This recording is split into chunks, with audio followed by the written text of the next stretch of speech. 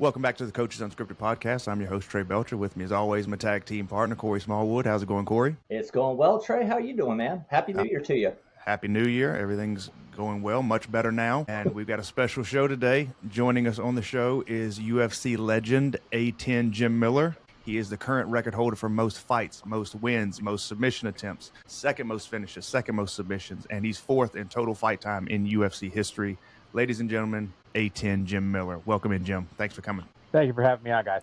Appreciate it. This is one we've looked forward to for a long time. And we heard you do the keynote at the Perform Better a couple years ago. Following your career, it's an honor for us to have you on. So thanks so much for doing it. Oh, no problem. My pleasure. You fought just about everybody in the UFC. What are some of the moments throughout your career that really stick out to you?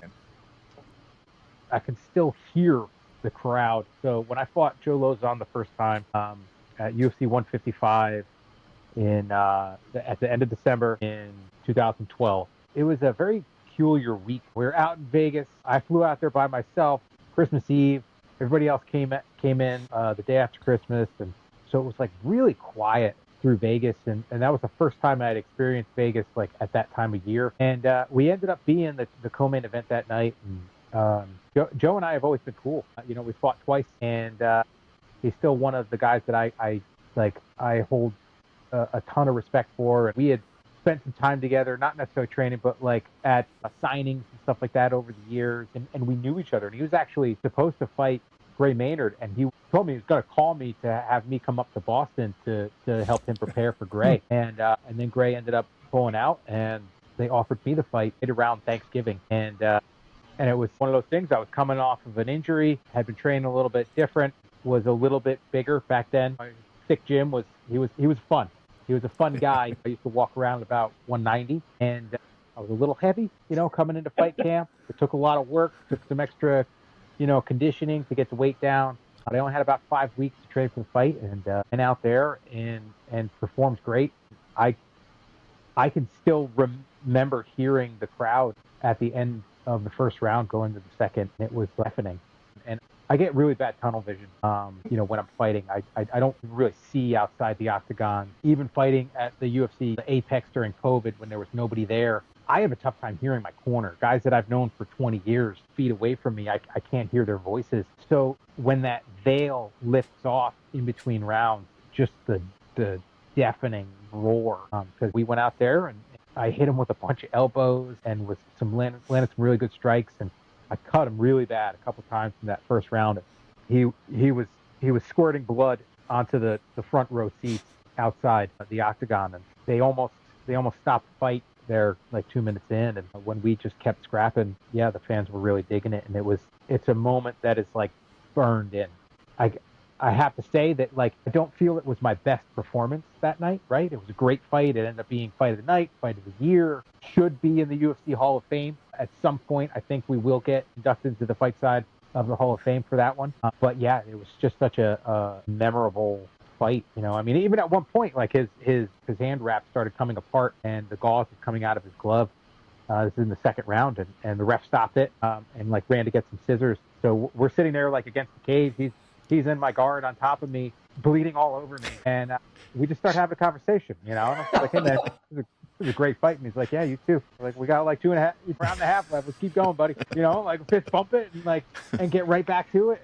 And yeah, it was just one of those nights that I will remember forever. Like I said, I've had some better performances, but that was just a super memorable, amazing night. Yeah, the images, I can even think of some of these still frame images of that fight, and it was a bloody mess, and it was, like you said, it's a legendary fight. It really is. For those, and we have such a wide range of audience that listens and watches our podcast, Jim, lead us up to what training camp looks like, because we always hear about training camp, but that's not the glorified part, the 3 5-minute rounds or the 5-minute rounds. That's what everybody watches. But there's a whole period of time from, like you said, you were 190. Now you got to get down to 155, 160. What's camp look like? Well, they all look different, to be perfectly honest, and it's definitely changed as I've gotten older. I've been fighting for just my 20-year anniversary of my first MMA fight back in November, and I've been in the UFC since 2008. When you're 26, 27 years old, it's easy. You're young, you're resilient and flexible, and you bounce back. So it does look very different than as a 42-year-old that's nursing an injury. It's like the song "Head, Shoulders, Knees, and Toes." I can point to an injury on in every part of my body that will get aggravated at some point. So yeah, I mean, like we have two different sides of what we're preparing for, right? Like it's a very skill-based martial art, right? Like it's the mixed martial arts, but you have to take pieces of wrestling, you have to take pieces of jiu-jitsu, judo, and striking. Like I like Muay Thai and kickboxing, but you need one of three, right? You need some groundwork, you need some way to get the fight to the ground or prevent the fight getting to the ground, and you need some striking. So like at minimum, there's three disciplines that you're trying to get better at every day. You're trying to get your strengths better, and you're trying to make your weaknesses smaller and close up those holes that you might have in your game. And then there's the athletic side. And I've always understood that, the game is 50-50, and you can make up for deficiencies in either one of those with, more talent, right? In one of them, right?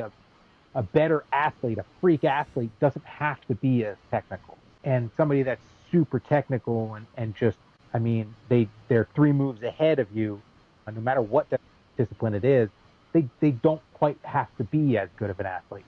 So you really should try to balance those things out. A typical week is a couple sessions on the pads, some drilling of jiu-jitsu and wrestling, some live of those with strikes involved, some sparring, and then strength and conditioning. And now as I've gotten older, it's like kind of more regimented recovery as well. I got a hyperbaric chamber 8 feet to my left, trying to see if it's the Fountain of Youth. There's all these aspects of the lifestyle that you need to live in order to perform at your best. And I do feel like even today, even in 2026 now, I do sometimes feel like fighters don't necessarily treat it like as professionals. And that's always been one of my things. I don't need my jiu-jitsu coach trying to get me into better shape. I have a strength and conditioning coach. I have one of the best strength and conditioning coaches on the planet, right? In Martin Rooney. I don't need my technique guys to be worrying about strength and conditioning.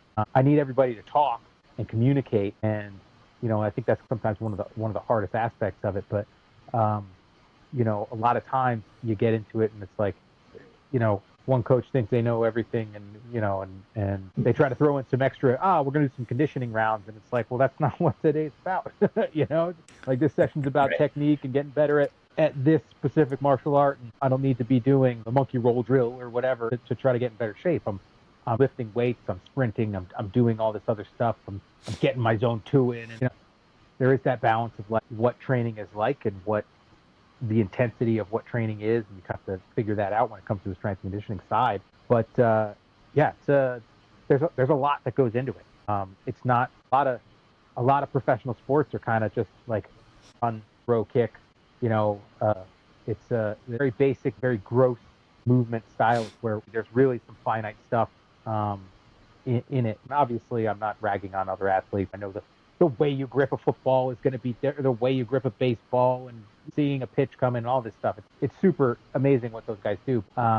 Like we're also getting punched in the face at the same time too. So it adds a little stress to everything we do. Yeah, I was thinking analogy with another sport was like the Cal Ripken, the Iron Man of mixed martial arts, except Cal Ripken didn't take a fastball to the head multiple times every time he played. So that's the difference. Yeah, one of those things, right? Yeah, the durability.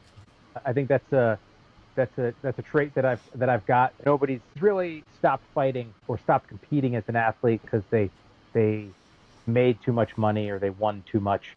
There's always a little bit something there. So obviously, I would have liked to have won more as this career has gone on, and I would have liked to have made more money as well. But I've been able to stay healthy, and I've been able to keep things going for a good amount of time here. Yeah, you were talking about the tunnel vision that you experience, and there's nothing can get you on more heightened alert than a man in front of you trying to knock your head off or catch you in a joint lock or do something to harm your body. And it's funny how, and we were talking about it, I boxed for 2 years, very low level, not anywhere in the stratosphere.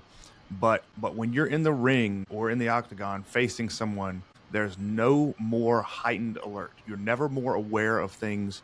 You don't hear anything. You don't feel anything. It's a total vacuum that exists, and it's unlike anything I've ever experienced anywhere else.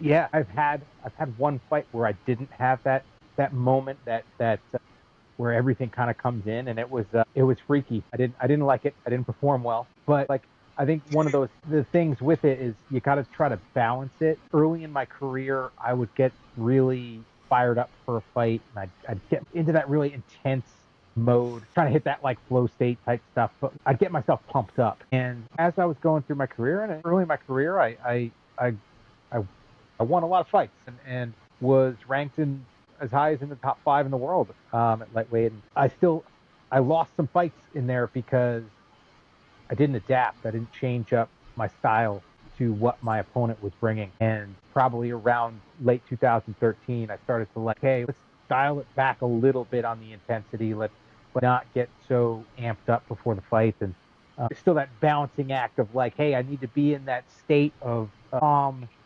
urgency, but I also have to be able to see everything and see what my opponent brings and see those openings. So every time out is always different. 46 in the UFC, and it's still always a new experience.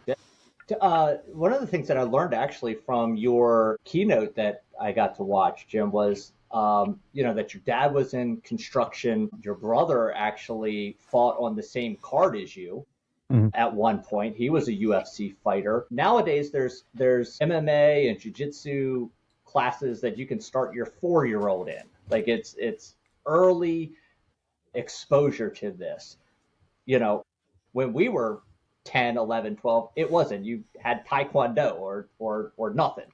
So how did you get into MMA, and what role did your dad, your brothers play in your development and your success to where you are now? They had a huge role. Obviously, my brother Dan, he was my main training partner for 10 years.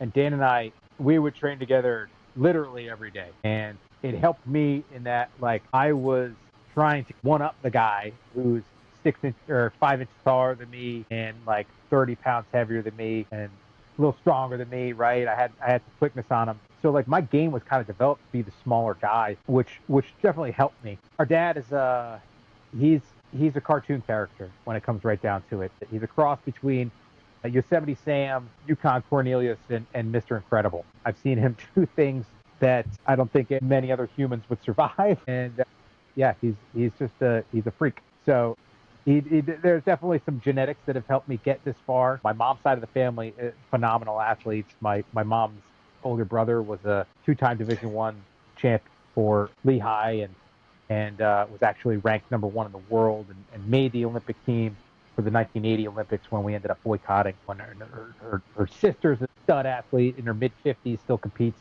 for the Masters field hockey for the United States. So there was a good combination of the two of them. But I grew up wrestling, playing football, playing baseball, and being a kid.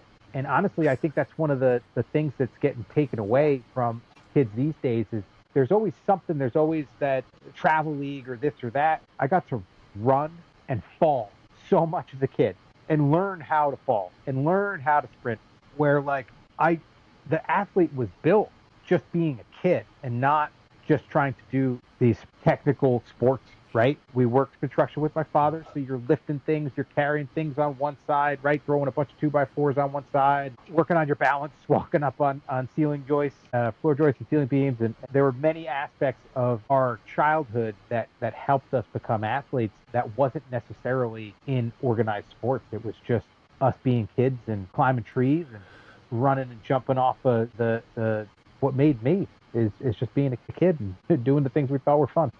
How have things changed since you got into the UFC. From the time you entered in 07, 08 up until now, what changes have you seen as the company has grown, as you've grown through your career? A lot has changed. When the company was sold a few years ago, when the Fertittas owned it, there's obviously everybody's always going to have positives and negatives, and there's positives and negatives to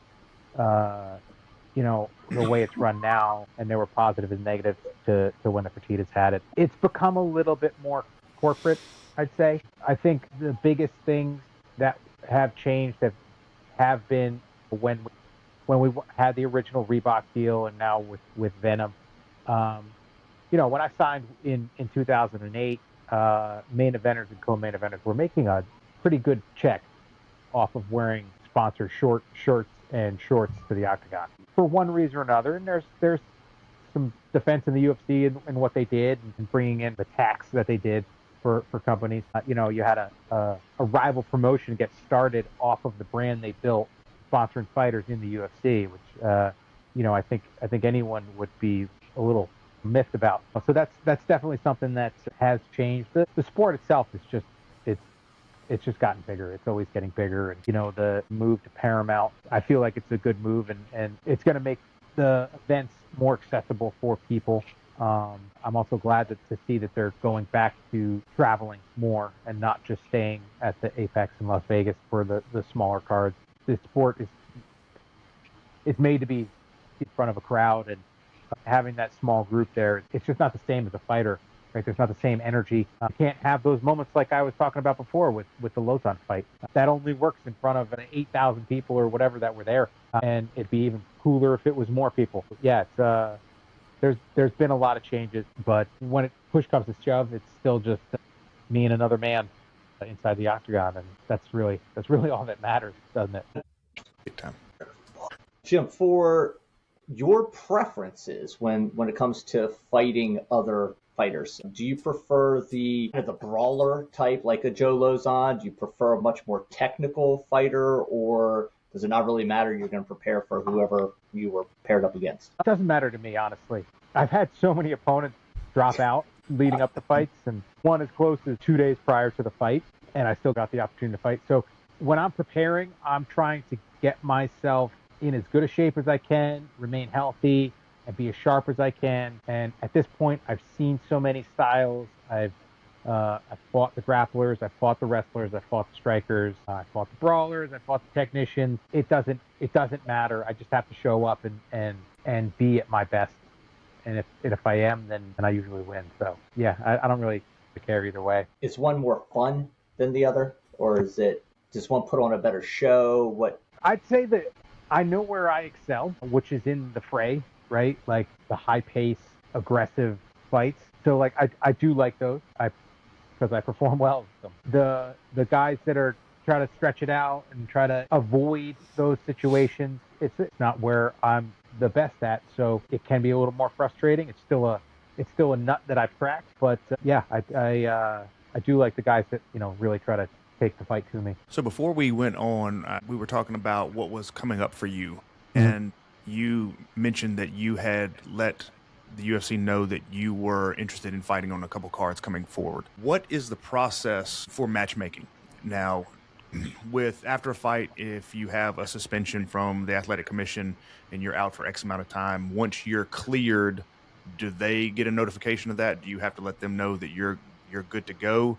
And once that happens and you're clear, do you let them know that you're looking for a fight, or do they call you offering you fights? How does that process work? It can happen pretty much any way. The matchmakers have so much on their plate that I think it's just like if they know that somebody's dealing with an injury and under suspension, they won't worry about it. But I don't know if they necessarily are 100% on top of it. I don't know if that's something that they worry about. To be perfectly honest, they do, per the contracts, they're required to offer us a certain amount of fights within a certain few months. And that gets, sometimes it's like, hey, they haven't offered something up. So it's like, hey, you want to fight this guy in Singapore on 2 weeks, and it's like, not really. But that counts. That counts as their contractually that was an offer. So yeah, it's sometimes like I work with Sean Shelby now, and sometimes he reaches out to me, and sometimes I reach out to him. He does half the fighters, half the weight classes and divisions stuff in the UFC, so he's got a lot on his plate. Having been in the sport for 20 years, I wouldn't want to work with fighters or managers, to be perfectly honest. So I give him a lot of credit for what he does. So yeah, I just try to be as small of a problem as I can be, because I like to fight. I get paid when I fight. So this last time I just reached out to him a couple weeks ago, and haven't heard anything back yet, but we'll see what he's got in store. Now, at some point, whether it's UFC 400, UFC 500, Jim Miller's going to have to retire at some point. What does that look like? Have you put any thought into? Are we never going to hear from Jim again? He's going to have his homestead and just living life on his own terms, or are you going to be commentating? What do you see yourself doing? I haven't quite figured that one out yet. I love the sport of MMA. I love training. I love competing. I like helping my guys and stuff. But it is one of those things that it's like there's no barrier for entry into this sport. So we've had to deal with some riffraff over the years, and some guys that I pushed out of my circle for one reason or another. So I see a lot of the drama that comes out of some of the bigger gyms, and I don't enjoy that stuff. That's why I kind of isolated myself, started my own place 11 years ago, and then I sold it in early 21 to one of my guys. Still train there, and now I just get to reap all the benefits. So I don't know. Like I said, I love the sport, but there are a lot of other things that I enjoy too. I just know that I need something. I need that event. I need that struggle, that difficult thing. I'm that type, whether it's ADD or not, right? Like I need that hard deadline.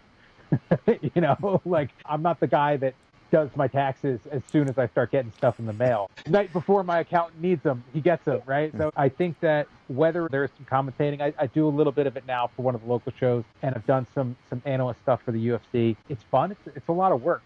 It really is. But I don't know. I do believe that media in some way, shape, or form is the right way to go, because I have developed a brand, and it'd be foolish to not try to make the most of that. It's just like how do I approach it? Do I stay with the girl that I brought to the dance in the sport of MMA, or do I venture out into something that I might enjoy a little bit more, which is the homesteading outdoor side. I've got some friends that do that type of stuff, and they deal with the same headaches that we used to deal with as athletes fighting in the octagon and trying to get sponsors and stuff. So there doesn't seem to be any easy money. But when I know, I'll let you know. Yeah. You talk about fighting. Jim's cool, calm, and collective. You ask about retirement. Jim's squirming around. Yeah, well, because I feel the pressure. Yeah, I have 4 kids. My oldest is going to be 16 in June. Oh. My youngest is 10.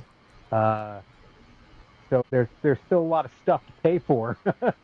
There's only Connor, right? There's only one guy, well, it could be 2, I guess, that have made enough money fighting to be able to be like, screw it. So every other one of us has to figure something out. And what I don't want to happen, and what I really hope doesn't happen, is like I don't want to have to retire via Instagram or X.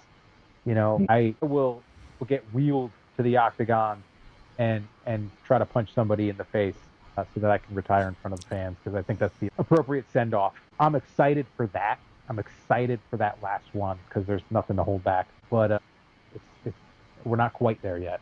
I got ideally another 4 fights, which could be as quick as another year. Essentially, it could be early 27 that I'm hanging them up, barring injuries and other things that would keep me out.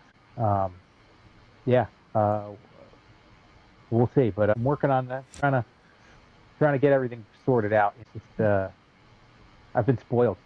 I've been spoiled my whole life. I get to go into the gym, work out, do the thing that I love to do, punch people in the face, choke them, and then I've made a decent living doing it. So yeah, it's awesome. Those 4 fights that'll get you to 50, right? We wish you the best in getting there and staying healthy, and like we said, coming from a couple other 40-somethings, we know how important as we get older being healthy is and being available is. So, Jim, we wish you all the best, and anything we can help you with along the way, you just say the word, and you're welcome here on the Coaches Unscripted podcast at any time. Thank you We'd very love much. to have you back. Jim Miller, what else can be said? He's the top of the top. But we thank you for joining us on the Coaches Unscripted podcast. We hope today's stories have inspired and empowered you. Please connect with us on Instagram at Coaches Unscripted Podcast. Give us a like, subscribe, comment, and share to continue the conversation and stay updated for future episodes. Follow Jim on Instagram at JimMiller_155. Jim, we thank you so much for joining us. For A10 Jim Miller, Corey Smallwood, I'm Trey Belcher. Keep coaching from the heart and building strong communities. Thank you, guys. Yeah.